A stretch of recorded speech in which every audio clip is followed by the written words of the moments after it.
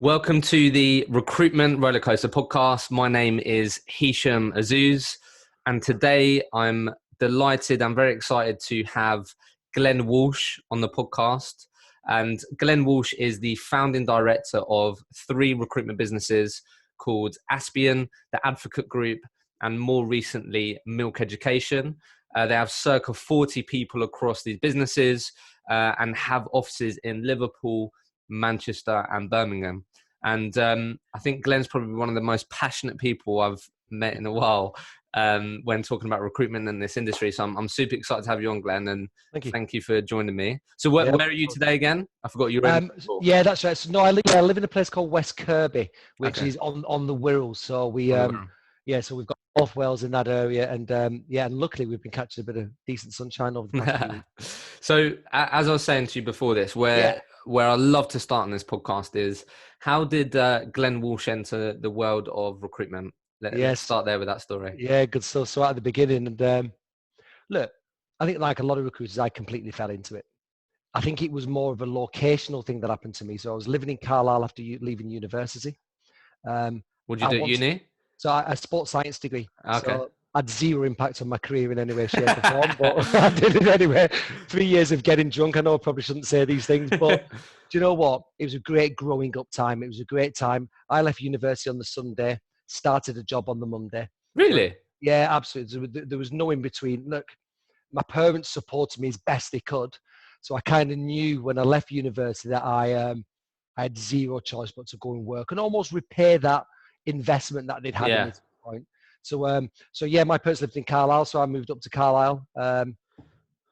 Enterprise rent-a-car for 6 months, but I wanted to live in London. It was as simple as that. Oh, really? Okay. Well, yeah, I did. Yeah, I just thought to myself, I want to test myself in what I perceived to be the biggest city in the world. And I had a lot of friends that I met at university. So a friend of a friend, recruitment. I took a week off work, came down to London, met a rec-to-rec firm. Did you think you was interviewing for them? Classic story. I still couldn't quite get my head around it. Right, so I couldn't believe that as an industry even existed. But and then interviewed with three businesses: a company called Parker Bridge, an accounting and finance recruiter. He's gone back along. Harvey Nash and Badenoch and Clark. Okay. And the idea of recruitment was, it was sales, it was London. Let's go for it. So I did that within 5 days.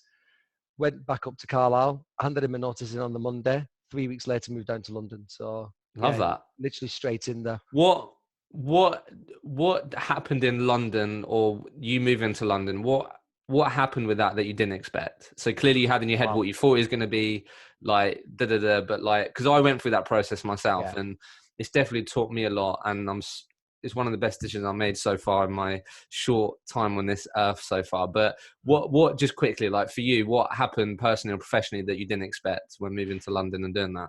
Yeah, look, I think so my parents and friends lived in Carlisle. I'm from Bolton originally.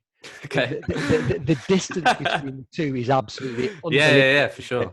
It is. And, I was quite fortunate because I had friends there. However, I moved into a place called Harrold Hill, just outside of Romford. Okay. And I ended up getting a job just outside of Chancery Lane Tube Station. Yeah. So that travelling time, anything between an hour and 10 minutes a day, was outrageous. That's, Carlisle to near Manchester. So that I did not fathom. I did not understand that. So it was wasted time. I didn't enjoy that. But I just think the whole intensity of it all, I think the whole intensity of London, I created my own intensity around it, definitely, because there was an overwhelming fear of failure. Really? Yeah, there was. Yeah, I think that going back to London, my ex-boss. How old was you then? So literally 22. So straight out of university. Oh, okay, yeah. So straight in there. My ex-boss at Enterprise Rent-A-Car, when I handed my notice in, laughed at me and just said, "Nah, Glenn, that's not going to work for you. That's not going to work for you. Just so you know, when things go wrong, you can come back." Come back. Yeah. I thought, all right, okay. So it was the worst thing. When someone says to me, "I can't," that's almost within reason, of course, even more of a challenge to do so. So, yeah, I think the whole intensity of London, I think the expense of it was, yeah. How long did you live in London for? So I was in London originally for 3.5 years. Looking at the business that I joined, sent me to New Zealand for 12 months. Really? Which is a real eye-opener. I then And that was my original path of setting up my own business.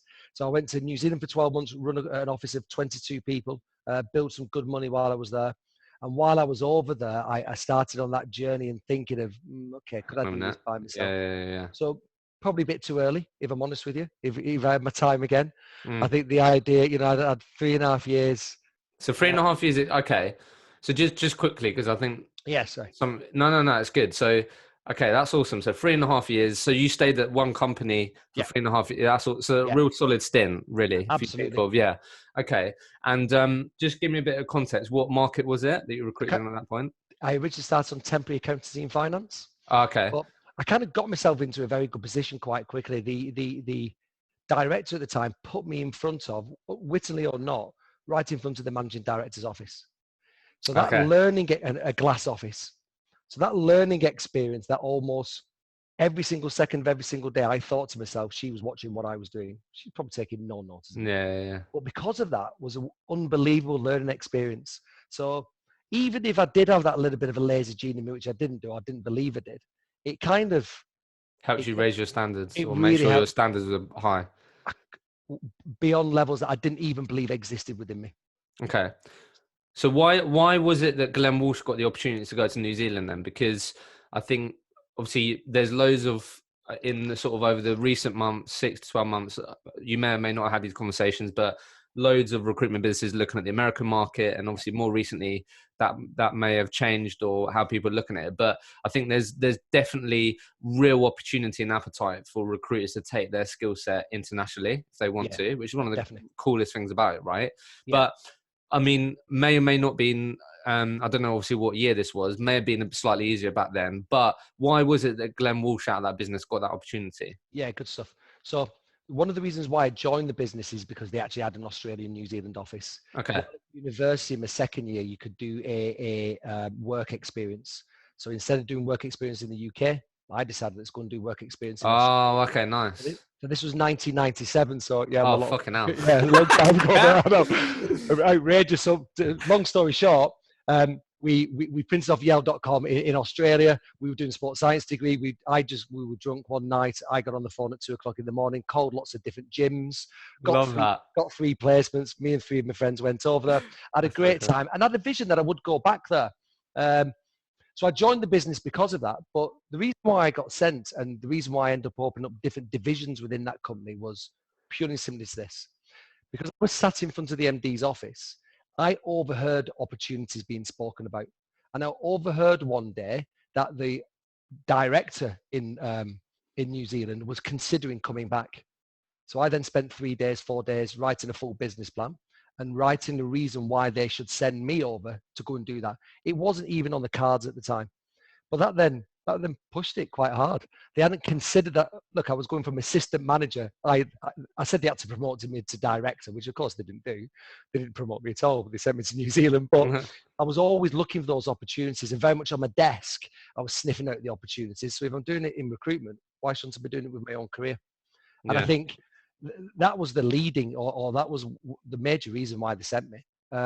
Where did that initiative come from? Because I think it's come up a couple of times now where I think, like for me, in my career, I worked for a big insurance firm, then joined a small insurance firm, had more direct access to the CEO of that business, and that transition experience just really sort of made me think. And my own personal opinion was, I would rather, me personally, take opportunities in smaller growing businesses because of what you're talking about there, that you have more direct access to the people that actually own the business and you can learn from these people, and also there'd be more opportunities.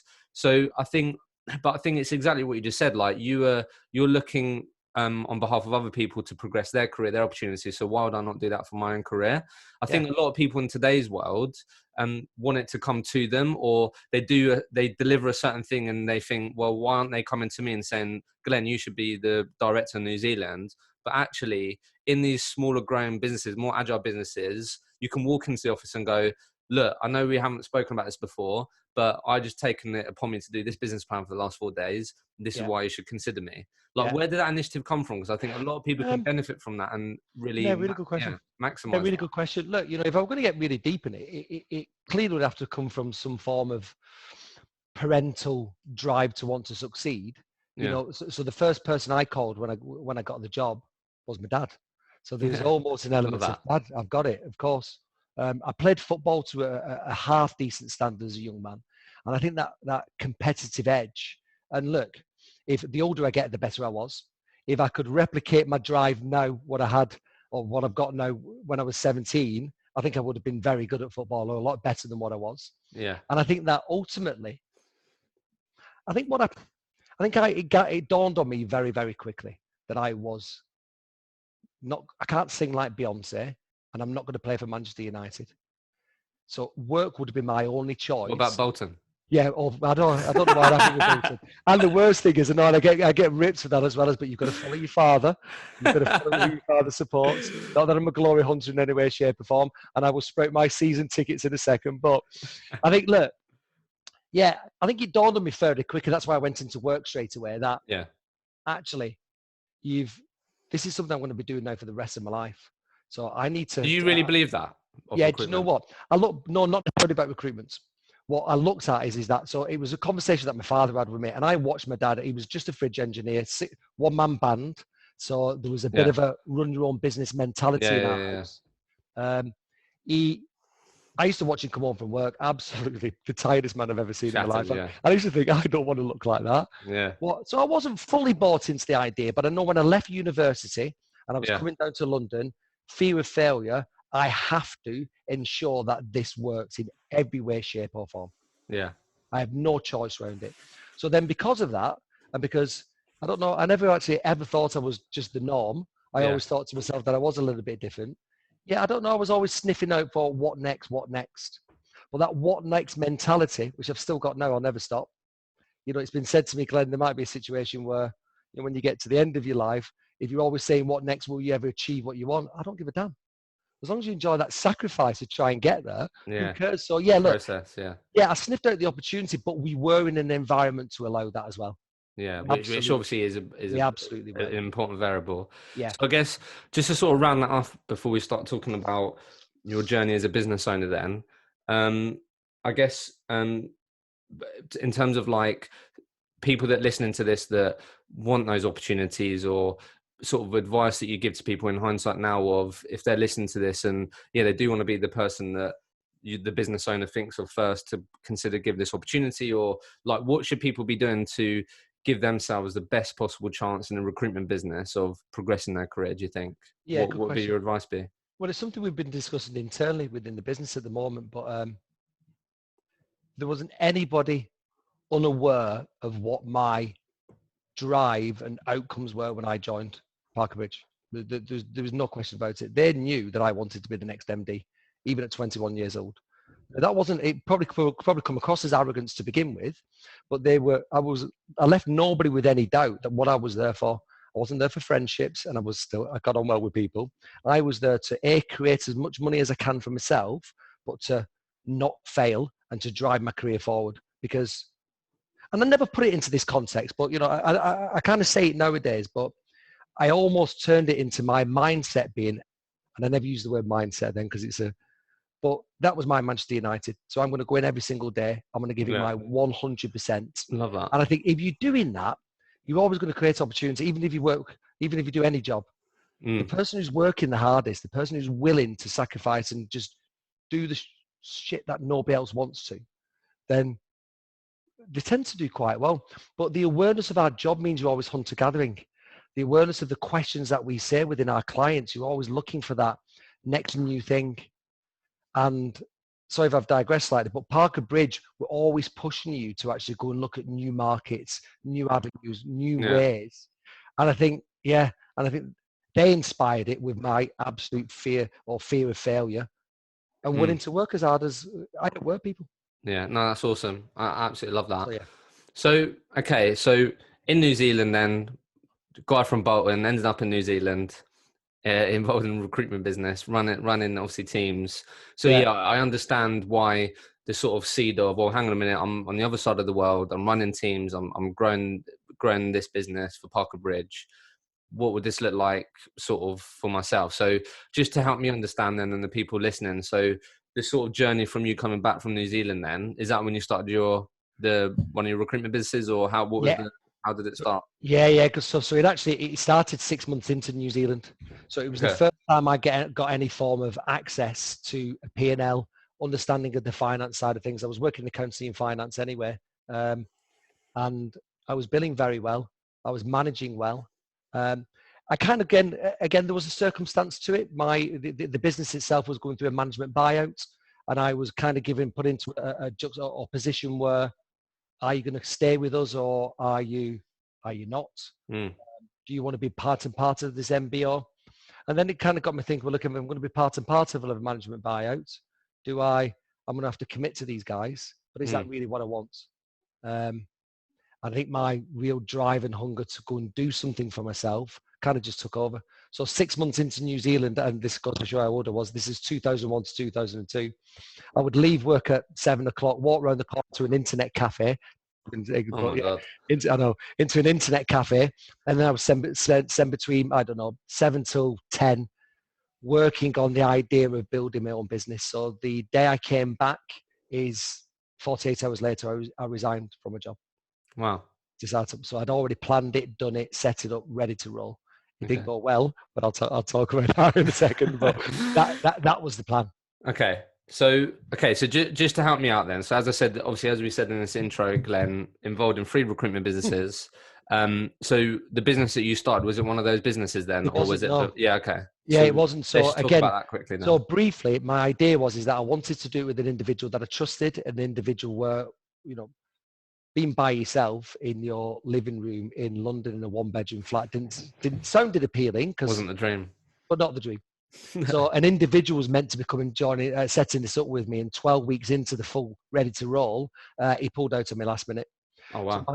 So it wasn't too bad. I had to then go out into the market, and lucky I found an individual who was willing to kind of joint venture with me. He had a financial services recruiter, and I set up an accounting and finance division originally, then turned into a business which we traded for about 2.5 years. Okay, cool. So I kind of had, I wouldn't say an easier route. It was absolutely identical to it. Same investment time, same money in, but I didn't know the individual, and that was the interesting side of it.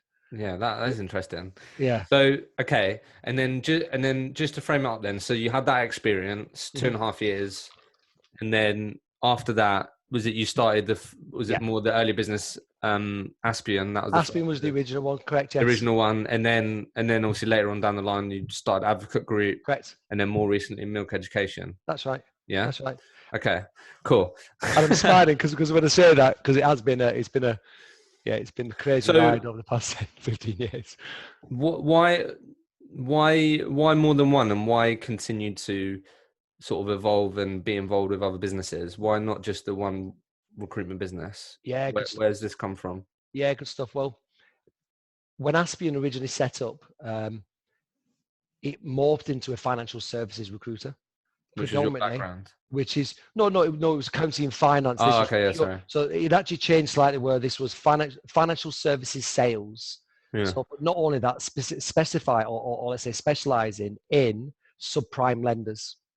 So as we got into the late 2000s, so 2007, 2000, particularly 2008 and 2009, when there was a market crash, we went from having 300 exclusive vacancies to nothing overnight.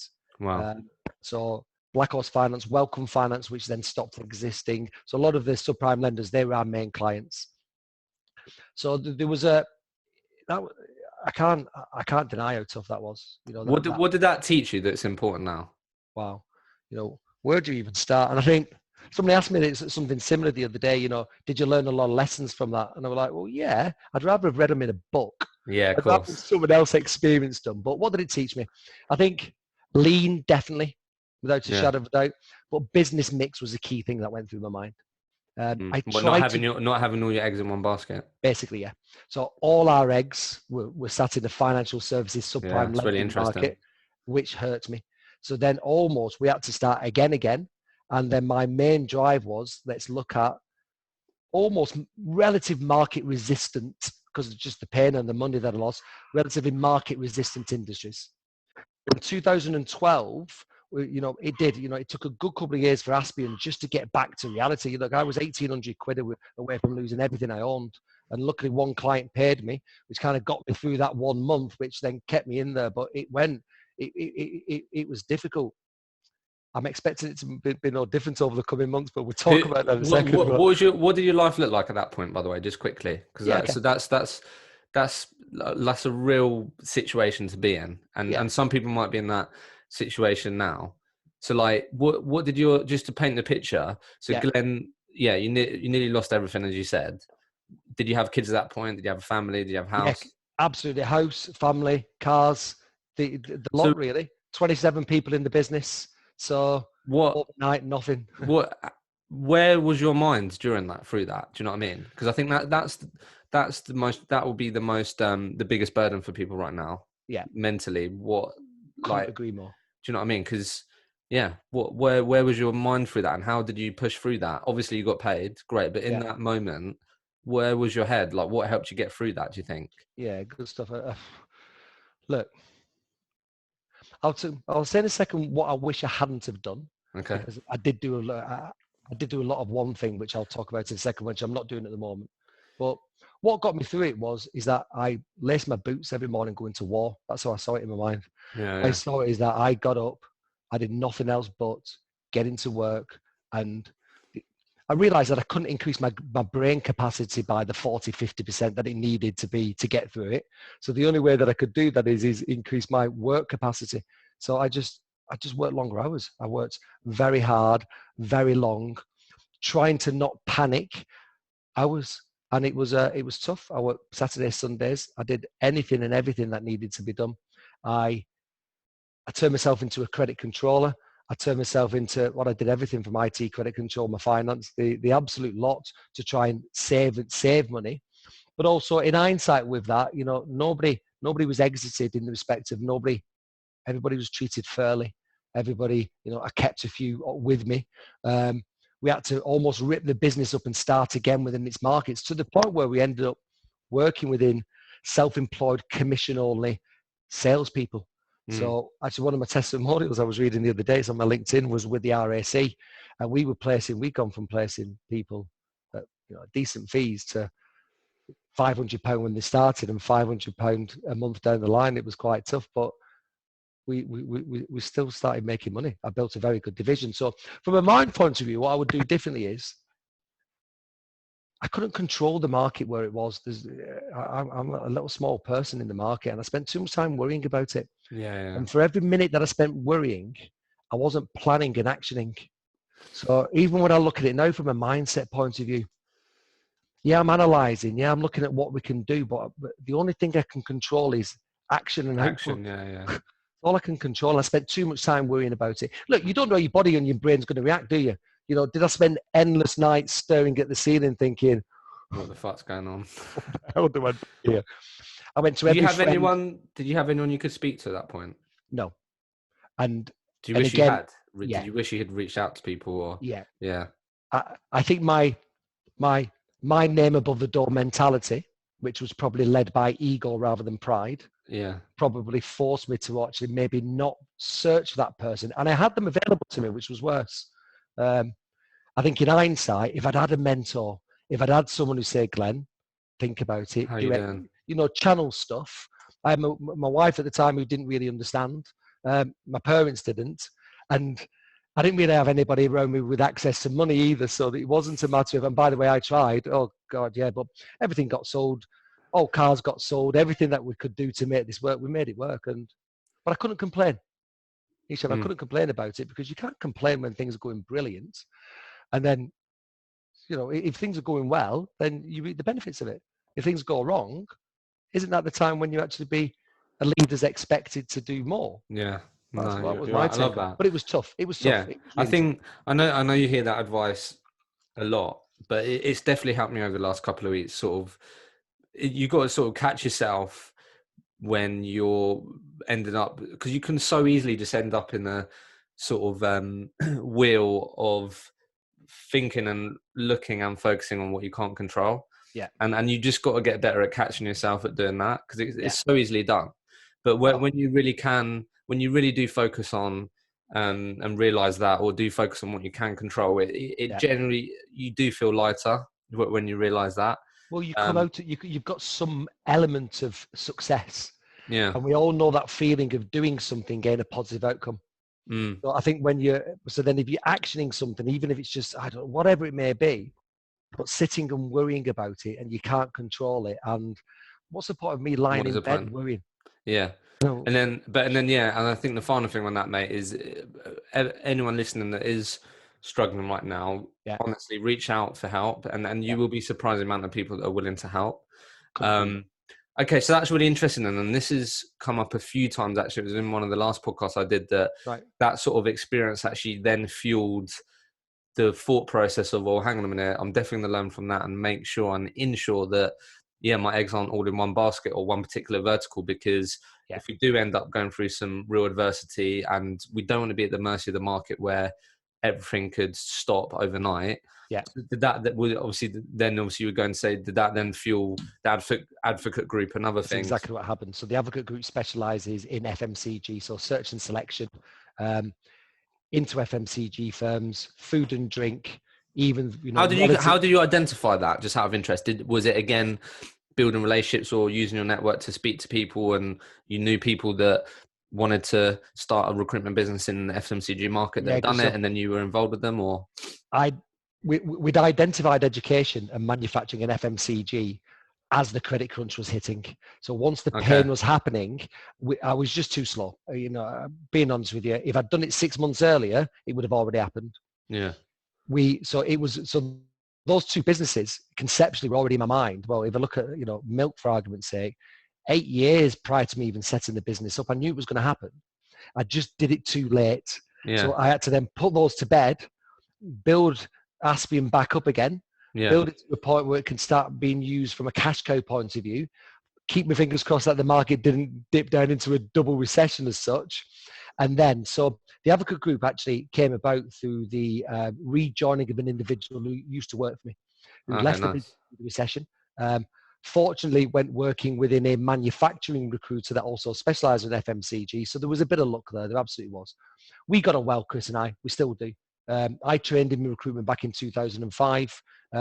Well, I trained his skills. You can't train Chris's attitude. He's got it. He's just one of those guys, though. It's almost, he gets on the phone, you are listening to him. He sits in front of you. Yeah, I love that. He's just an absolute fantastic character. I wouldn't like to say he's better than me, but yeah, he is. No, he is. There's no doubt about it. He's very, very strong. So, yeah, he had a skill set. He had a bit of a knowledge base, and we set the advocate group up in very early 2012. Once that was then set up and running, the next step for me would have always been education, which is where Milk came about. Yeah, awesome. So, okay, so let's talk about, I know obviously we said before this that you've obviously you're involved in all the businesses, but I know that you've been really actively involved in Milk in recent years. So I know you said that we agreed together that people get most value out of talking about that. So let's just talk about that for a second. So Milk's been going for how long now? So originally for 4 years, but for the first 12 months it didn't trade, but I'll explain that. Because I had 2 other recruitment businesses, this is the one business that I had a bit of time to get to what, in my opinion, to get right. Okay. Not that all my experience has been leading up to this one moment type thing, but almost, yes. So I thought, look, let's research the market. I've never worked in education recruitment. Never worked. Why did you identify that then? Purely and simply because of market reasons. So one being, to give a bit more context, the advocate group and Aspian are predominantly perm recruiters. Yeah. So not only did I want a recruitment business mix and have a temp market, I also wanted one that was recession proof, credit crunch proof. Obviously, I didn't think about the pandemic proof. I suppose you can't think of everything, can you? Okay. That makes sense. So that was the idea. So that's what we identified. Plus, we had an office in Liverpool, which is what I was working out of at the time, and Liverpool, a relatively insular market. So the idea being, if we can blueprint it in Liverpool and get it to work in Liverpool, then I think we've got a good chance of taking this into other major cities throughout the UK. Yeah. Okay, that makes sense. So that was the plan. So, and then you said there that, let's just talk about, so it took you 12 months to sort of what more the strategy and thinking about how you're going to execute and all these things. Yeah. So I guess let's just think about for a sec, because I think I'm sure you've had different conversations and people ask for your advice or help or whatever, but I always say this: I think people are most worried and most fearful of taking the leap, taking that jump. Yeah. And again, think and worry about that first year in being in their living room or just starting their own recruitment business, right?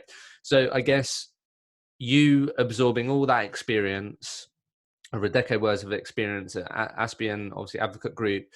Obviously, you said it yourself. It's now right. What have I learned from that I'm going to make sure I do from day one in this business? So what were the things that you made sure that sort of that come out of that strategy period of the 12 months? What did you make sure that you did?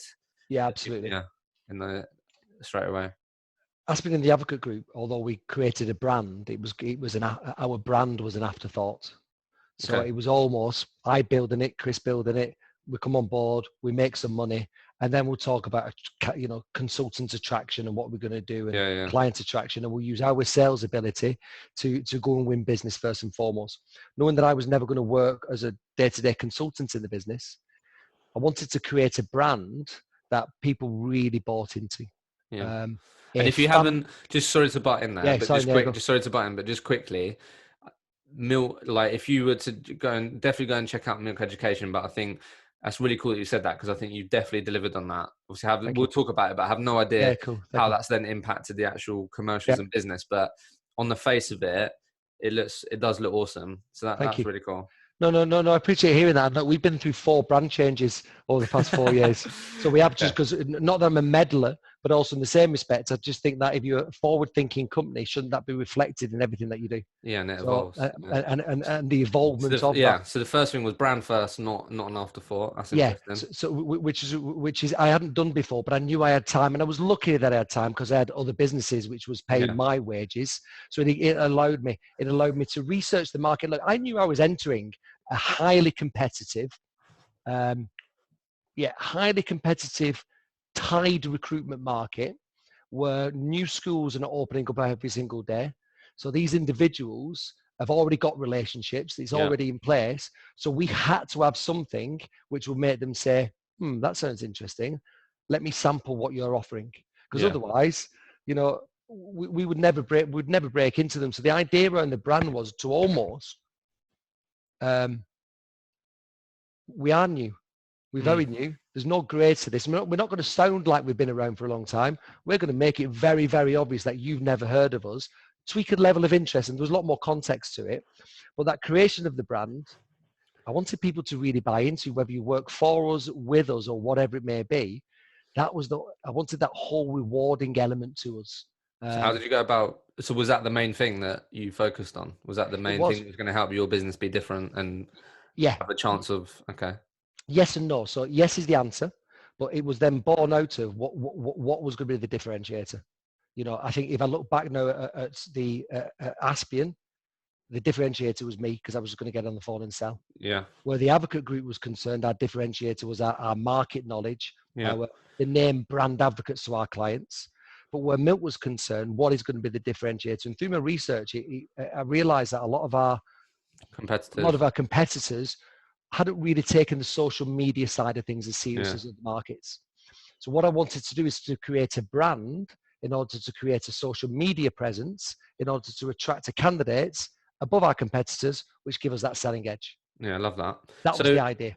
So let me just ask you a really direct question, and then I'd love to sort of dive into how you've gone about that and what your learnings on that, because I think now even more so, loads of people are talking about it, right? So I guess, firstly, you deciding that and that being at the sort of forefront of your business strategy, how has that then impacted the business and you achieving the goals that you set out to in terms of taking up market share? Like, how did it actually help you? Yeah, absolutely. Well, look, I think first and foremost is that because I didn't have the time to train trainee consultants because I never had the experience, it's allowed me to attract experienced recruiters out of my direct competitors. So first thing, helped you hire internally, 100%. Massively so, absolutely so. Okay. Second thing is it spawned several key selling points, which I said in relation to our candidate attraction, which I didn't believe that any of our competitors were doing to the level that I wanted to. And to give more detail to that, we're the most recommended education recruiter in the UK on Facebook. So Okay. whatever we're doing is right. Yeah. So I call them trust ticks. Mm. So with schools, like businesses, but with schools, if you've been dealing with someone for 20 years, to start using somebody else, you've got to feel like you would want to trust them from day Yeah, one. yeah, yeah. Which I think we all Definitely. think like that. We Definitely. talk about the word trust a lot within our business of how does our positioning evoke trust from that individual? Because if they trust you, they're more likely to want to work with you. Mm. So we wanted a brand that actually a client may trust before they even speak to us. So a lot of that came from through our research. And I wanted something quirky, by the way, because I didn't want heritage It's education. definitely quirky, Yeah, it is quirky. which I love. Yeah, it is. And I when I think a say lot. I think a lot of people don't back themselves to do that and follow yeah, through on being quirky or a bit different. yeah, no, I agree. And it was difficult for me, to be honest, on that premise, because I was advocate group, strong, high level Yeah. search and Especially selection from firm. finance, accountancy background as well, where it can Yeah, be quite because stiff, and we've always done it this way. absolutely. And the education market being very similar to that. Yeah. But so I didn't want to come across as though we were creating something gimmicky, Yeah. because I didn't want that. But also, if you said to an individual, no, we've done it to, have a social media presence. Yeah. One of the big insights or the detail that we went into with this is that we wanted to, again, evoke some form of positive response to our brand before it happened. So what we wanted is the name of the business to feel positive, but also new at the same time. So we looked at words from primary school, because my thought would be is that someone's more likely to have a positive experience in primary school than secondary school. It's a Yeah. lot easier in primary school, isn't it? And and then looked at my age demographics of the individuals that I was selling to. So the age demographics that were people that we work with are 35, 40 and above. So I then wanted something that would respond well to them and make them feel quite positive. So it came from the actual old school traditional milk bottles. So it's Mm. actually within our branding. So Yeah. the idea is that I had them at school. And when I first saw it, I thought, do you know what? Oh, I remember them. So straight away, positive, Yeah. trust, smiling. So quite marketing within its idea. And then we started to slip the idea of, well, look, if the milk bottle represents, I don't know, our traditional values, maybe the milk can represent a fresh approach to recruitment. So we Mm. kind of coined that term and then use that as a quite a positive marketing No, point. I know. I think you're bang on with that. Thank you. I think that, and clearly because you actually thought about it Yeah, instead of just went on Google and searched creative words for, I don't know. Do you know what I mean? Just did that thank you. typical Yeah, scenario. So I guess okay. So let's just sort of talk a bit about, because I think it's safe to say, Glenn, that a lot of recruiters or people thinking about starting their own recruitment business will agree with you that they do want to build a brand that's trusted and different, and will know and want that to be part of their differentiators as a recruitment yeah, business. yeah, But and then I think it's the execution that's really challenging, right? So yeah. as you said, the brand's gone through a number of iterations on how it's changed, blah blah blah. But I guess sort of real practical advice on then actually is a whole good thing you thinking about in your living room and doing all this plan. But then Yeah. how did you go about executing this then, Glenn? Like, how did you really make sure that that translated into the people you brought in and yeah, the brand actually delivered as to what Yeah, good stuff. the intention was? Unlike my first business, I planned. Yeah. I know that sounds really, really simple, and us recruiters say it all the time. Make sure you plan before you go home every single night when you walk in with your plan. This was actually the first business because I wasn't actioning a plan.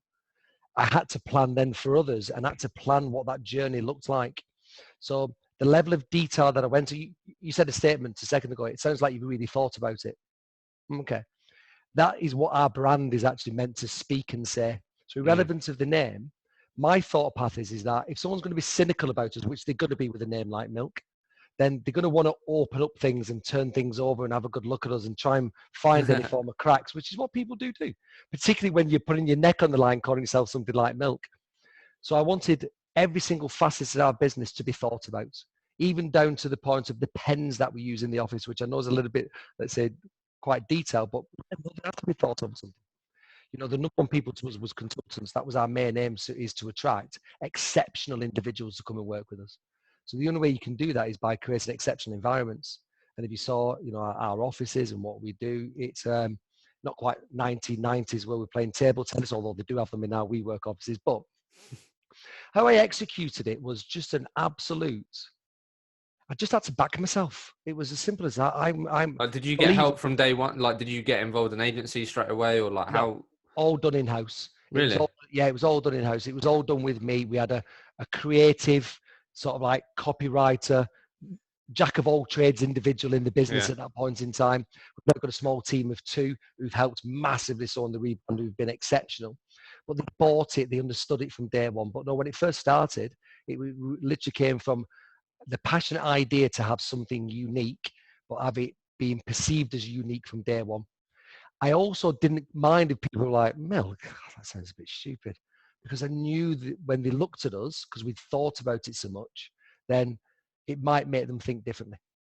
So I think compared to what I did on the first time, the second time, I think it got a little bit better with the advocate group. I think now where Milk's concerned, if I went back to day one, would I spend that little bit more time thinking about and planning the vision, thinking about our values and what it would mean to people? I didn't do that with any other business bar Milk. I've subsequently gone back and done it. But even the thought down to the point of, people had joined the business thinking they were joining the underdog mentality. It's us against the world. We've kind of gone from underdogs. We're now trying to push towards that more trailblazers. Are we doing something different? Can we do something different? And trying to almost get back to that mentality that I was involved with of knock on my door, come and set up a new division. New Zealand? Well, I don't know. Could we go to New Zealand? Why not try? Okay. So I hope that answers the question. Yeah, no, that does. Yeah. So just a bit of context then. Yeah. So how many people do you have in the milk business now? Obviously, I know. Yeah, good stuff. So we've seen a lot of growth over the past 12 months. So we went from 4 or 5 people. And that was what, by year 2? By year 3. Okay, so 3, 4, our 5 fourth people. year type, there's about 25 involved in the business at the moment. And in the past 12 months, we've gone from Liverpool, we've opened Manchester, Birmingham, and at the mid to end of February, we also opened up a North Wales office, which hasn't had its official opening because of where we are at the moment.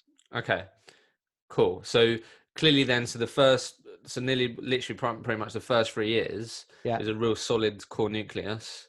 Yeah. And then we've gone through exponential growth, it seems like, over the last 12 months. Obviously, we're going to talk about the sort of rough patch right now and the challenges. But I guess, okay, so firstly, how much then out of your, let's say, overall business budget, or how much was you investing in marketing? Yeah, I think because we were doing it in-house, it's probably very difficult to answer. Okay. However, again, because my time was not spent recruiting, and I think I'll come on to that again in a bit more detail, but because my time wasn't spent recruiting and I could invest time in that brand and the idea around it. Okay, so you put all your resources into it. Okay. Yeah, I did. All right. I did. So can I just jump back in there? Yeah, go on. Sorry, Hamish. But compared to the first business and the second business, probably 100% more time and money and effort was put into it, because there was no value within brand and what we were doing. It begins with A, let's crack on. The advocate group had a little bit more thought around it, and we established a strong brand. And then Milk, the whole branding idea, but not just it was that branding lifestyle idea that you're joining an entity with a real passion and a real mission, a real will to make a difference. Even to the point where we, 18 months ago, we turned the business into an eco-friendly recruiter.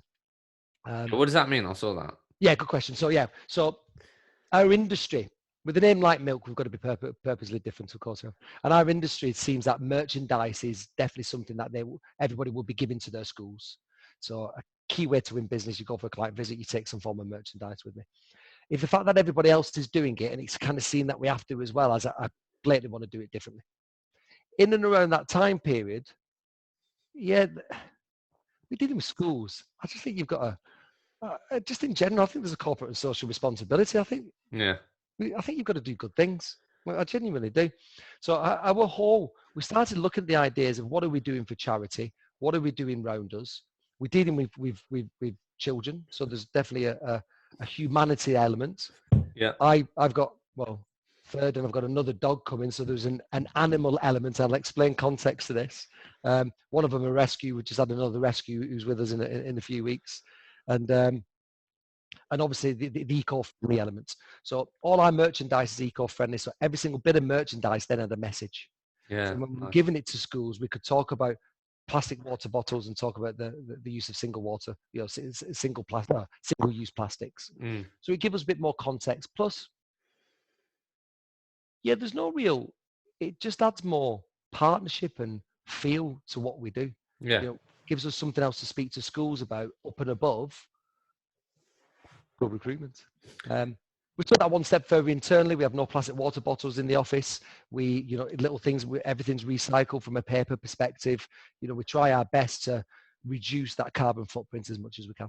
In fact, we've just come up for a recruiter reward because of it as well. We've just been shortlisted. Yeah, that's awesome. The likes of Hayes, which is good, yeah. So my question was going to be, and you're sort of just talking about it there, is like, so the vision, the value, the brand, really sort of thought about things in detail, and as you said, that's had a real impact. How do you then, I think the challenge that recruitment businesses owners will have, or leaders in recruitment businesses will then, like, how do you then translate that into, or how do you then make sure that that resonates and is part of your people's DNA? Do you know what I mean? It's all good things saying it, and you thinking about it. It's your business. Yeah. But how have you then made sure that you've instilled that into the people within your four walls and your employees? Yeah. Even more so when you're opening up offices nationally. Like how do you make sure? How do you actually instill that into your people? Yeah, good question. I think it makes it easier based on the kind of people who want to join us, because they join us because of the brand. They join us. Yes, that's definitely a factor. It is, yeah, because they're looking at us thinking, do you know what? If I had all those key selling points and that sort of positioning and brought that to my schools, I'm going to win more business because of that. That was the key point. Not only that, I'm going to generate candidates up above my competitors. Then that's going to make a difference. So that's okay. So the first part is that people that actually wanted to come into the business. Yeah. One part of the sort of motivation was, Glenn, I've been seeing what you guys have been doing. It seems really interesting. So that makes sense. So you're that already had people in their mentality that this is why I want to join. So that helps. Yeah, absolutely. Okay. I think it also helps as well is that I'm not being arrogant here. It's not all about me, of course, but I'm still massively involved in the business. I'm day to day. I'm a bit of an odd one who doesn't sleep enough. Even when I go down to Birmingham, it's a 2-hour drive, but I'm getting there 6 o'clock. So I'm getting in ridiculously early, working long hours. But so when you say you're involved, what's your position? I'm assuming you're not on the phones, or are you? No, not at all. Not in relation to a day-to-day recruitment point of view, but in relation to training, one-to-ones, the development of the individual. So you can really ensure that these people instill the values that are required to make milk as what it needs to be to stand out. Okay. Absolutely. And look, it is more challenging when there's such a distance, from the Wirral to Birmingham, of course. But one of the things, because it's been within mindset from day one that we don't want the brand to dilute based on its growth, seeing that the brand is the thing that got us there in the first place. We've been doing regular scenarios where we've been having group and business catch-ups, group meetings in and around positioning of the business. More recently, clearly with what's happened in the market, we've been doing a hell of a lot more training. Yeah, very much so. But I think the appetite of the individuals who work for the business, because of the understanding of the differentiator that it is, has certainly supported that. But we're very conscious of it. We're very conscious, and the brand values of who we are. People like them. People believe them. How do you then measure this? How do you then measure people are acting in line with the values out of interest? Like, do you do anything interesting on, like, because obviously typically it's, Glenn, if you build this is what you get, right? Yeah. But just out of interest then, if you really thought about this, do you do anything to reward and motivate your employees in line with the values that you have? Yeah, good question. So look, our career development plan is based on things like testimonials and based on recommendations from candidates and clients. Nice. So you can't get them unless you're delivering our values. So even one of the parts of it is that we've have something that our first call agreements, which we call Friends of Milk. That is the exclusive agreement to work with us. It would be impossible to almost not sell. Wait, you call your exclusive agreement Friends of Milk? Yeah. I love that. Yeah. So it's a little bit warmer. And I think that's what we've learned through this as well, as is that, look, it's recruitment, of course it is, but we've tried to humanize it as much as possible. You know, we're dealing with schools, we're dealing with kids, we're dealing with, you know, I understand why there might be fear of using another recruiter because, well, what is their compliance like? You know, do they work to DFE guidelines? Do they do more? I don't know. I'll stick to what I know, which I get. So we had to really almost, you know, go and try and shake up that market. And look, we're nowhere near there. We're not. We're nowhere near where we want to be. Of course we're not. But the instill of brand values, yeah, look, I believe that people should be promoted based on delivering, based on outcomes. Yeah. But also within that, you don't want someone, let's say, I don't know, driving through your business who really was some form of crazy maverick renegade who did it their way. And then all of a sudden you've got a team of maverick renegades. It could be quite tough that way. Yeah. So, yeah, we're just even implementing something at the moment where, well, look, these guys share the beliefs of the business. Even if some of them are a little bit more, not skeptical, that's probably the wrong word to use, but it's a key selling point. Let me just go out and sell to people anyway. The brand values and the family element of what we've tried to achieve has brought a warmth to the company, and people do like that. And I think schools then like that warmth, and people like doing business with us. They enjoy doing business with us. So a real common question, particularly more business leaders and recruitment business owners send me is, Hisham, I'm at that 4 head mark, 5 head mark, 8 head mark, can't get past 10. Keep hiring a couple of people, then back to normal, back to sort of original numbers. So I guess you can talk about all 3 businesses and learnings, but I guess just really interested in that sort of year of growth where people really struggle to get those sorts of numbers. And of course, it's not all about headcount, which I'm sure a lot of people will be learning right now. Headcount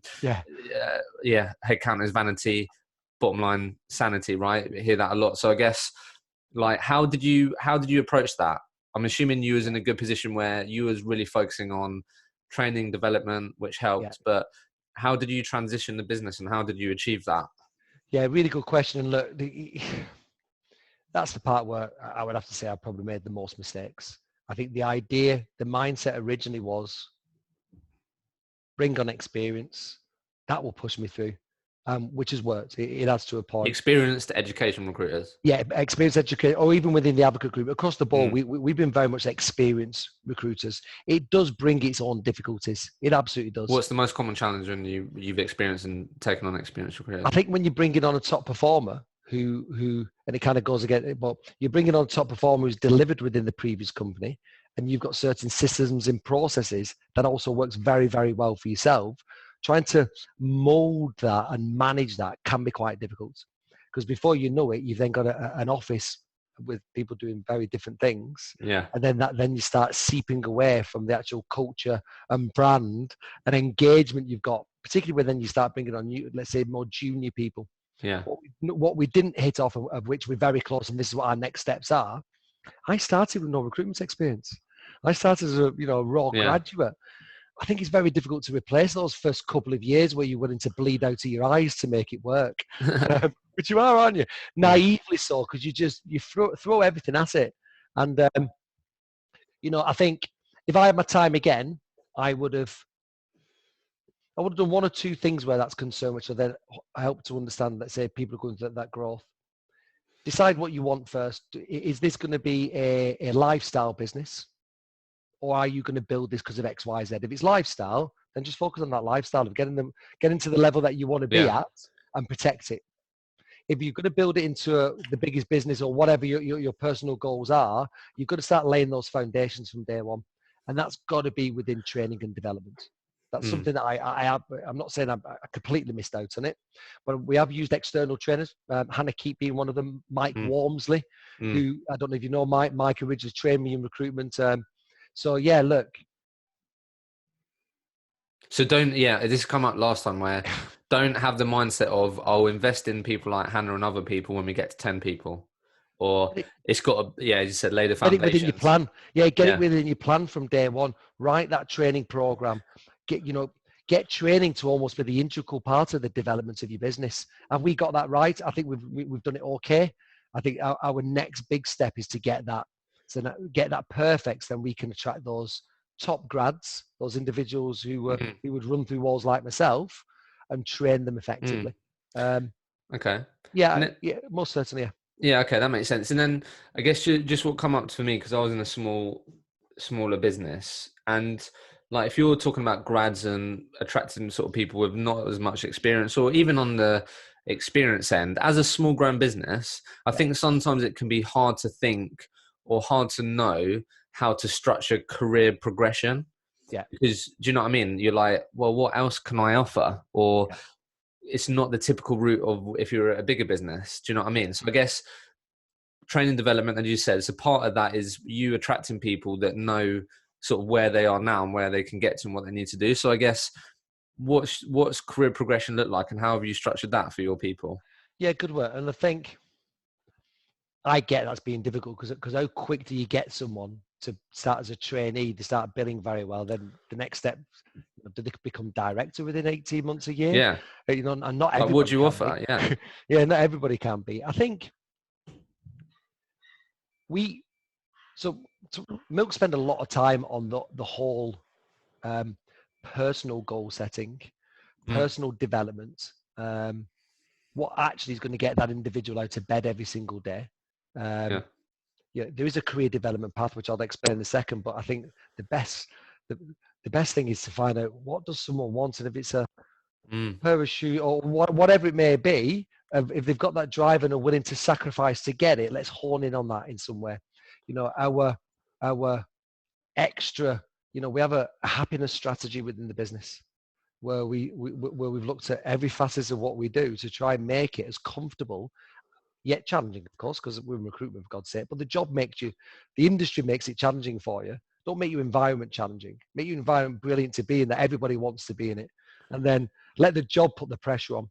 But to get there, I think for anybody to move up a path, I think you've got to put some form of stage gate billings. They've got to be performing. It can't be any other place. I think not only have they got to be performing, what we do as well is also make sure that they're performing through certain criteria. And that criteria will be personal behavior patterns. In other words, pardon my French, but they're not a dickhead. Yeah. And then the second side of things, making sure that they're sticking to the process that we've all agreed is the ultimate process. Yeah. So if someone triggers certain levels of billings based over, they've got to do it over 6 or 12-month time periods, because I think you've got to restrict that growth to a point, of course.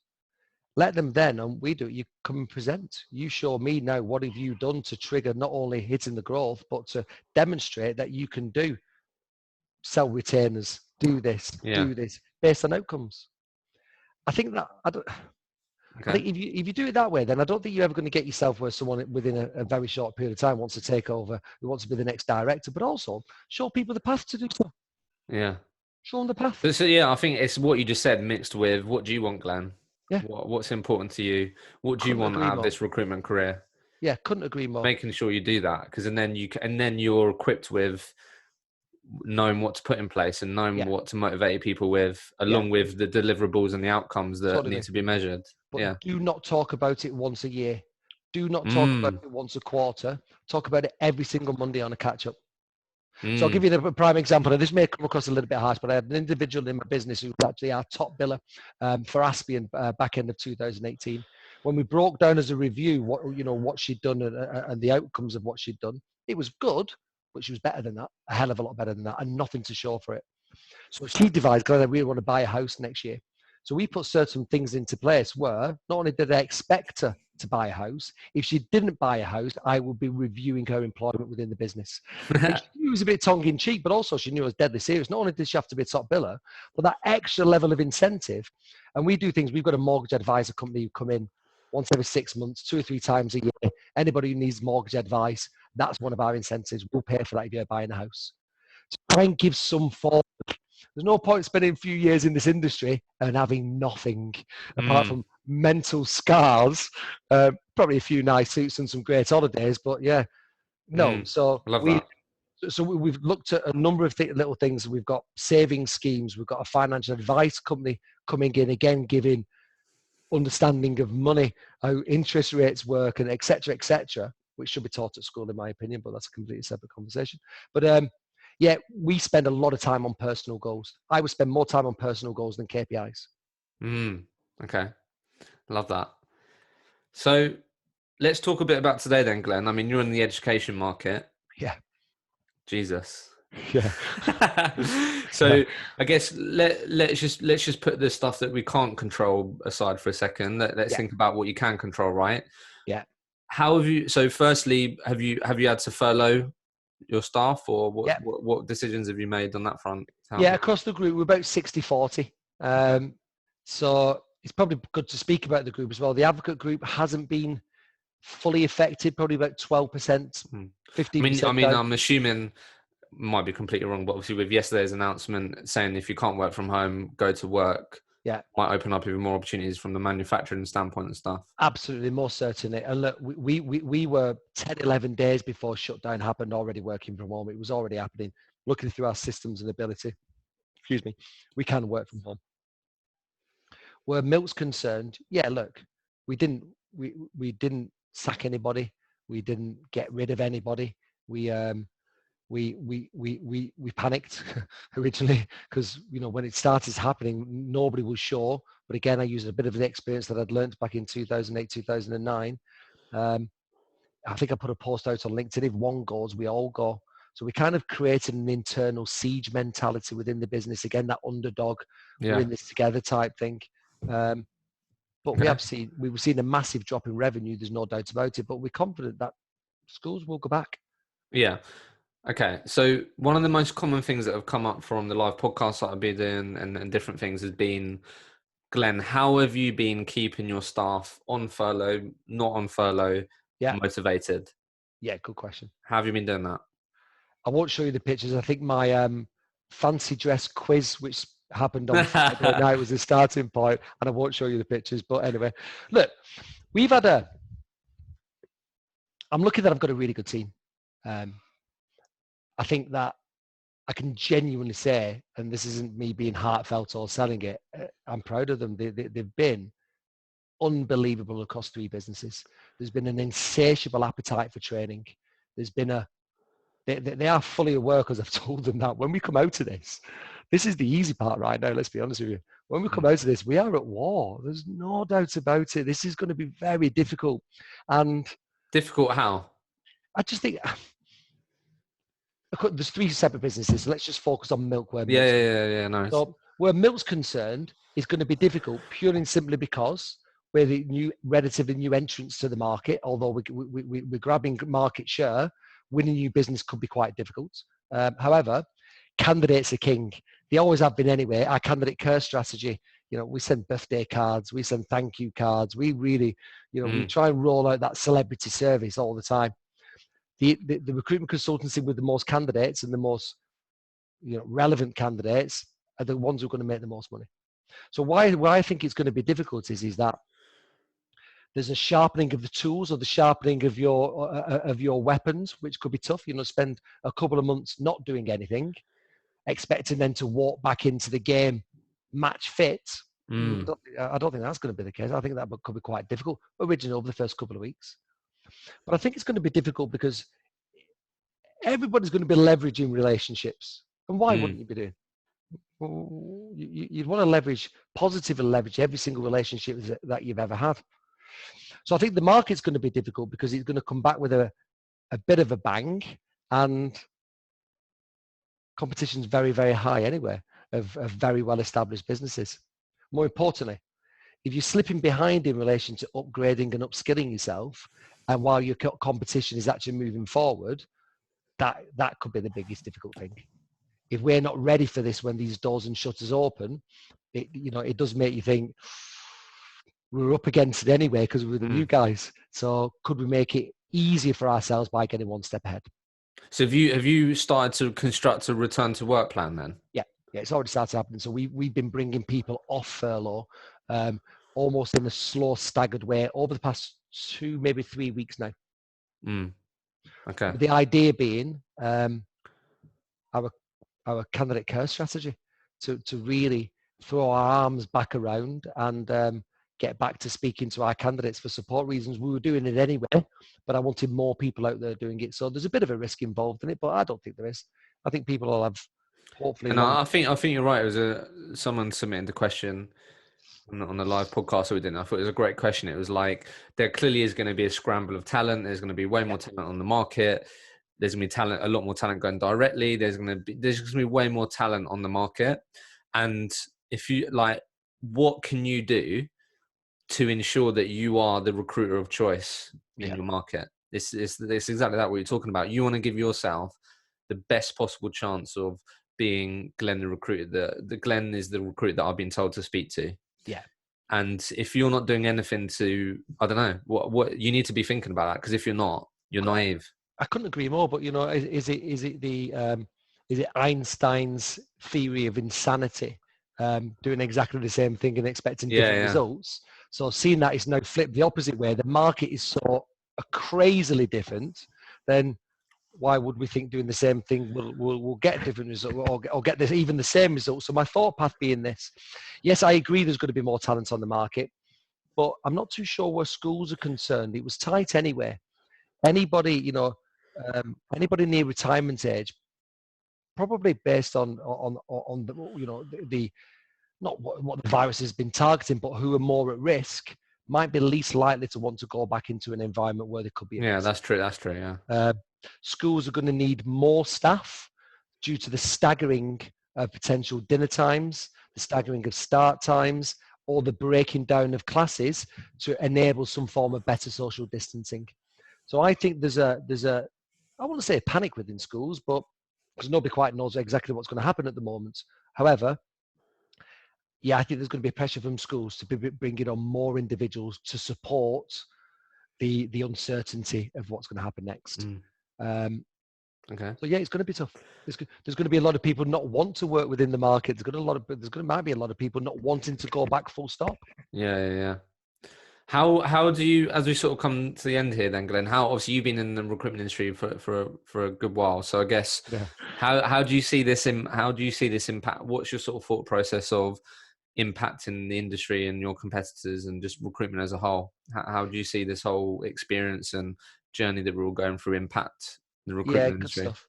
And look, it's gonna. I think it's gonna hit it very hard. I genuinely do. If we go back to 2008, 2009, it was hit hard. However, I think if you're upskilling, upgrading, consciously aware, really pushing on the candidate side of things and trying to get ahead now, I think you're going to be in a better position. I use this analogy, and I don't know if it's the best analogy, but and I do see things about going into battle and going. I've never been in the army or anything, but I do see things about going into battle and war. But I don't know. The weakest are more likely to die first or exit the industry first. So just make sure that's not you. Just make sure that you've got, you think about every facet of the business.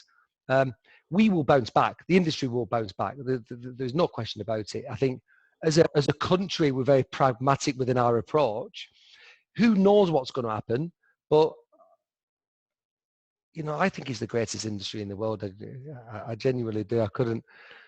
I've got 2 kids, one at 13 and one at 7. And if any of them end up working in recruitment, I'd be very proud. I really would. I think but I think also to get through this as well, I think you're going to have to be a very good recruiter. And that's only going to also then spawn, an increase in excellence and increase in standards. And I want that. Let's have an increase in standard. Let's hope it doesn't spawn people doing it just for cheaper to just get through doors. Let's just hope people, one of our big push as well is value add. What more can we bring to our schools? What more can we add? How can we support them even further?